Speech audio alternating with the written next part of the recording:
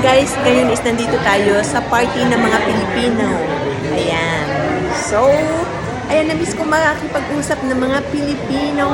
Ayan. So, natutuwa naman ako at nakati na po dito. So, dito yung venue and then, ito yung mga na-meet namin Pinoy. Ayan. So, kuhanan na ng pagkain. Let's go! Kain na! So, ayan, lechon! Lechon! Ayan. So, punta na tayo. Kuha na tayo ng lechon! So, ito yung lechon, guys. Ayan, hindi ko alam kung sino yung nagdala. So, salamat sa kanya dahil talagang mag-i-enjoy kami. Na-miss na namin kumain nito. Okay, ayan. Ang ating lechon. Let's go. Check, check. Ating kinuha. May pansit, lasagna,